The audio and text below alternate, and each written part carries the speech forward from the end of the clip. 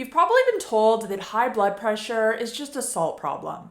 You're eating too much sodium and you need to eat less. But what if I told you that in most cases, the real problem isn't salt at all? It's actually insulin resistance. Yep, the same metabolic issue behind stubborn belly fat, cravings, and prediabetes is often the thing silently pushing your blood pressure up. And the worst part? Most blood pressure medications are actually only a band-aid fix. They're addressing the symptom and not the root cause. But if we actually address insulin resistance, blood pressure comes down naturally. Hi, I'm Kait, a nutritionist who specializes in insulin resistance and metabolic health. I have helped so many of my clients get off blood pressure medication entirely, and a lot of them didn't think that would ever be possible. So today we're going to be talking about 5 foods that don't just lower high blood pressure, but they actually help fix what's causing it. We're talking gut health, hormone balance, and nutrients that most people are seriously lacking. And when we get to the number 1 food, I can guarantee it's not what you expect. You're going to be questioning everything you thought you knew about blood pressure. Now, before we get into the foods, let's talk about what blood pressure actually is, because that's going to help us to understand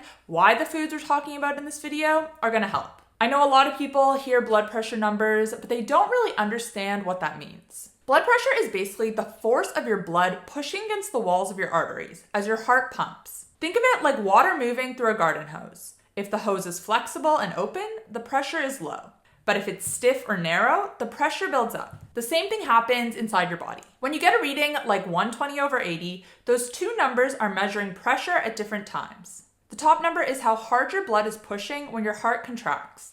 The bottom number is the pressure when your heart relaxes between beats. Now, when blood pressure stays elevated over long periods of time, this is when it causes wear and tear in your arteries. It makes your heart work harder and increases your risk of stroke, kidney problems, and even heart failure. But here's the part that most people miss. Blood pressure isn't just a heart issue. It's often a metabolic issue. And in most cases of hypertension, 90%, if you can believe it, the root cause is actually insulin resistance. Not salt and not stress like we've been told. Yes, these can play a role in acutely raising your blood pressure or temporarily raising it, but they're not what's causing it to be elevated chronically. And like I mentioned earlier, it's insulin resistance. Let me explain. When your body becomes resistant to insulin, your blood sugar levels stay elevated.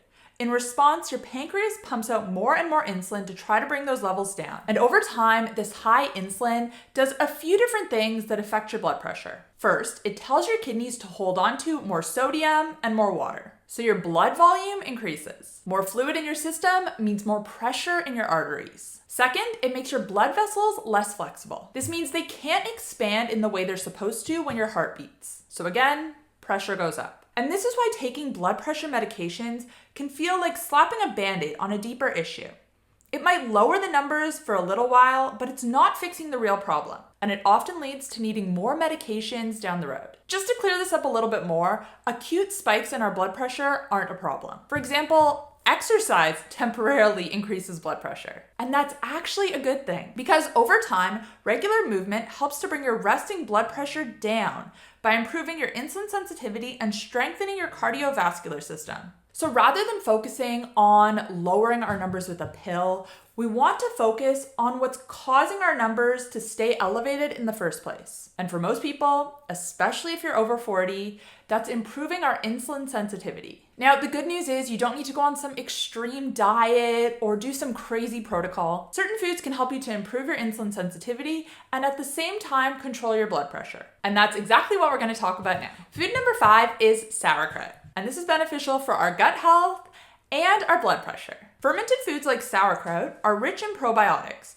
which help build a healthy gut microbiome. Research shows that a healthy gut is linked to improved insulin sensitivity and lower levels of systemic inflammation, both of which help to reduce blood pressure over time. One study found that people who regularly ate fermented foods had significantly lower blood pressure than those who didn't. Probiotics help improve the balance of gut bacteria, which plays a major role in regulating inflammation and influencing hormone balance like cortisol, a stress hormone that can also impact blood pressure. Now, you only need a spoonful or 2 of sauerkraut per day. It's great to have with breakfast. I love pairing sauerkraut with eggs, but you can also top it on a salad or just have it as a side with dinner. And make sure you're choosing raw, unpasteurized sauerkraut, the kind that's kept in the fridge section, because that's where all the live cultures are. Food number 4 is blueberries. These little berries are packed with antioxidants that can help us to lower blood pressure. They reduce inflammation and help improve the elasticity of your arteries. Several studies have shown that eating blueberries daily can improve insulin sensitivity, reduce oxidative stress, and help lower blood pressure in just a few weeks. They're low glycemic, so they're great for blood sugar control and insulin sensitivity, and they're easy to add to your diet. Pair them with a healthy source of protein and fat like Greek yogurt,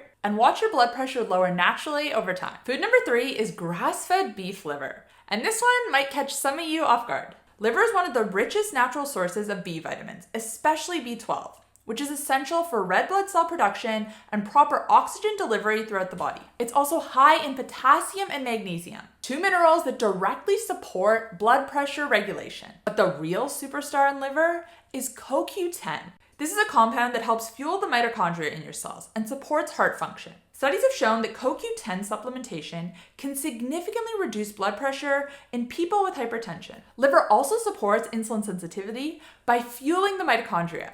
And this is the energy center of our cells, which helps the body to process blood sugar more efficiently. And if the idea of eating liver grosses you out, don't worry, you're not alone. It is not my favorite food either. All the power to you if you do enjoy it. But there are freeze-dried beef liver supplements that can be just as effective. And I'll link to some of my favorite ones that are available in Australia, in the US, and worldwide in the description box down below. It's really important that you're choosing a good quality brand without added fillers. Food number 2 is wild-caught salmon. And this one is a classic for a reason. Salmon is one of the best sources of omega-3 fatty acids, and specifically DHA and EPA. These two specific types of omega-3 are anti-inflammatory and play a crucial role in cardiovascular health. They help reduce triglycerides, improve HDL cholesterol, and support the flexibility of your blood vessels, all of which contribute to lower blood pressure. Now, I mentioned EPA and DHA specifically, and not ALA, which is the form of omega-3 that we find in chia seeds and flax seeds. And this is because our bodies have to convert ALA into EPA and DHA, and they can't actually do this very efficiently. Some people aren't able to convert it at all. So when we hear about omega-3s being anti-inflammatory and all the amazing benefits that come along with them, that's from EPA and DHA. They also help to enhance insulin sensitivity by improving cell membrane function and reducing chronic inflammation.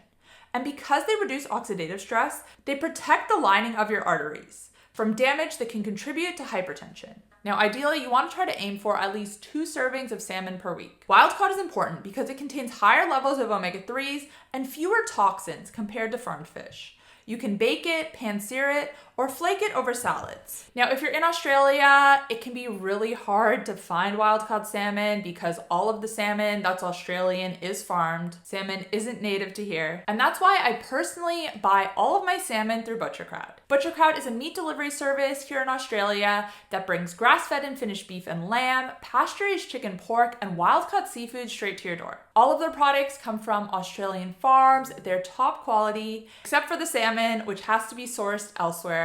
But all of the other seafood is wild caught from Australia. If you want to check them out, you can head to healthcoachkait.com/butchercrowd and use code HCK15 at checkout to save 15% off your first box. You can customize your own box or choose from one of their curated options. And don't worry if you're worried about the subscription model because you can change, pause, or cancel your subscription at any time. I'll also put the link in the description box down below. And finally, number 1 is sea salt. I told you this one would catch you off guard, but hear me out. For years, salt has been blamed as the villain when it comes to high blood pressure, but the real truth is that the salt isn't the problem. The processed food it's in is. Ultra-processed foods are loaded with sodium, but they're also packed with sugar, inflammatory oils, and refined carbs that spike insulin and drive inflammation. And that combination is the real danger. But salt takes the blame. Now, if you've cut back on your processed food, which I'm sure a lot of you who are watching this have, then you've also drastically reduced your sodium intake. And when you're eating whole foods, especially if you're following a lower carb or insulin-friendly diet, your body actually needs more sodium, not less. Sodium is critical for regulating blood volume, fluid balance, nerve signaling, and even supporting adrenal function. It works alongside potassium and magnesium to help keep your blood pressure stable. If you're low in sodium, you might feel lightheaded, fatigued, or even have irregular heartbeats.